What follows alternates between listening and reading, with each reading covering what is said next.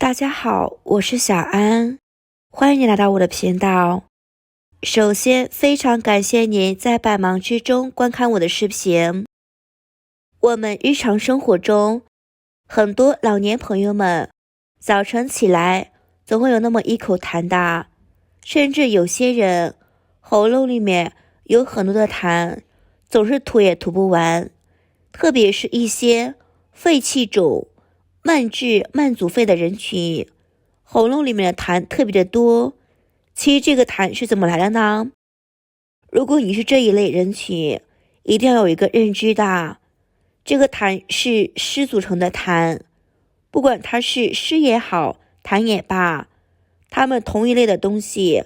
那么这个痰湿到底是如何来的呢？很多朋友们都不知道，都认为痰是喉咙的问题，其实痰是肺的问题。中医里面认为，肺是出痰之器，脾才是生痰之源。其实肺跟我们的脾有很大的关系。中医里面所讲的脾，除了消化我们的食物，这个功能叫做运化水谷。除了这个功能之外，它还有一个功能叫做运化水湿。如果是我们的脾虚啦，那么运化水湿的能力就会下降，这个时候体内的水湿就会积聚下来，水湿慢慢的积聚成了痰，所以喉咙总是有咳不完的痰。我们治疗这个痰的问题，一定要健脾祛湿，把脾给健起来，这样运化水湿的能力才会更加的强。水少了，那么痰也就没有啦，这是第一个方面。那么第二个方面呢，这个痰也叫做阻滞气机，意思是说它会导致气堵在那里，这也是痰的一个特性。那么这个气堵在那里，它反过来会影响这个痰更难的去除啦，所以它们是相互影响的，这也是这个痰老是去不清的原因。我们想要去除这个痰湿，就要一些健脾祛湿的药物，将它们组合到一起，才可以把痰湿根本标治。今天在这里给大家分享一个食疗方，把食材煮一煮当做茶喝，能够起到一个健脾又能够行气，而且可以燥湿化痰的作用。我们跟着视频了解一下吧。首先准备一小块陈皮，陈皮一定要选择5年以上的陈皮，那药价值会更好的。陈皮可以理气健脾，燥湿化痰。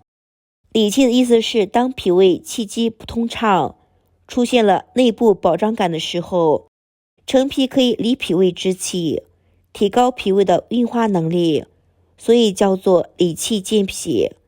另一个作用就是能够燥湿化痰。正常人吃了食物之后就变成了营养物质，但是当我们吃的食物变化不彻底的时候，就变成了痰，我们叫做病理性的产物。陈皮可以将多余的痰运化开，运化的更加的彻底，所以陈皮总体来说可以助消化、助运化的药物。再准备一把茯苓，茯苓具有利水渗湿、健脾宁心的作用。经常使用茯苓可以帮助人体把湿气从小便排出去。茯苓既可以驱邪，又能够扶正，利水而不伤正气，所以茯苓是一味具有利水消肿的药物，它可以治疗各种寒湿导致的各种水肿。茯苓善于肾气水湿，所以它对痰湿气胀有很好的治疗作用，尤其是对于脾胃虚弱导致的泄泻有非常好的帮助。无论是茯苓皮还是茯苓果肉，都具有很高的营养价值、药用价值的。在日常生活中，我们可以用茯苓泡水喝、煲汤，都是很好的选择，既营养又可以养生的。再准备一小块生姜，生姜不仅是我们生活中常见的一种调味品，而且具有很高的药用价值。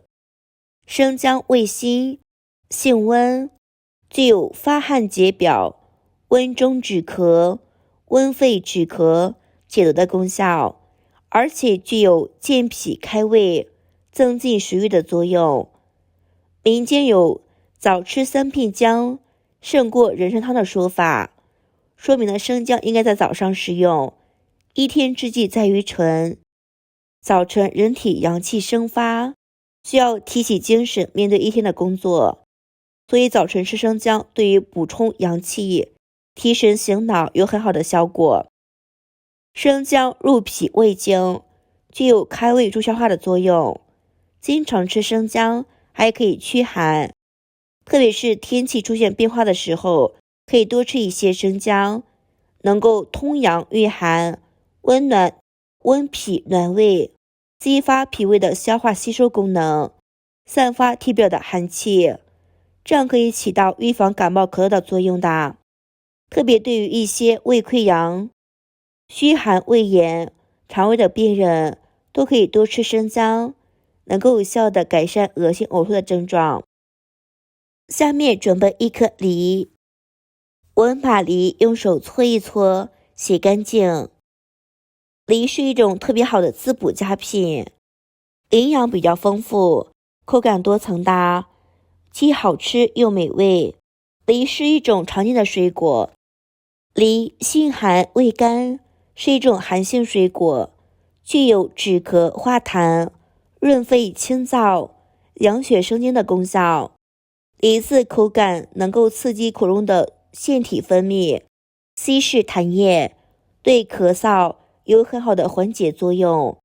梨中含有鞣酸，作为一种收敛剂，对炎症有很好的缓解作用的。接下来把我们准备好的所有食材倒入养生壶中，加入100毫升的清水，中小火焖煮20分钟。亲爱的家人朋友们，制作视频不容易，请您发财的小手帮我点个赞支持一下吧。您的每一个支持和点赞都是前进的最大动力。感谢所有朋友们的支持，谢谢大家。焖煮好之后就可以直接喝啦。陈皮、茯苓一起煮水，能够帮助我们去除体内的痰湿，调理肠胃之气，燥化水湿，健脾益气，养肝护肝，对身体的好处真的是特别的多的。如果是平时痰多、气运不畅、消化不好的朋友们，可以多喝这道茶水，能够帮助我们去除痰湿，帮助运化，使我们的脾胃更加的好啦，痰排得更加的干净，这样喉咙清爽，肺部也会越来越健康的。但是需要注意的是，这道茶水比较热性，如果是体热的朋友们或者上火的朋友们，尽量少喝一些，或者是不喝。适合的人群隔三差五的喝一喝，可以帮助我们健脾去水湿。喜欢的朋友们可以收藏起来试一试。好了，家人朋友们，今天的视频就分享到这里啦。如果觉得我的视频对你有所帮助，请你帮我点赞、关注、订阅我的频道，欢迎下方留言加1。我每天都会分享不同的养生知识与您分享。感谢所有朋友们的支持，谢谢大家。我是小安，我们下期视频再见。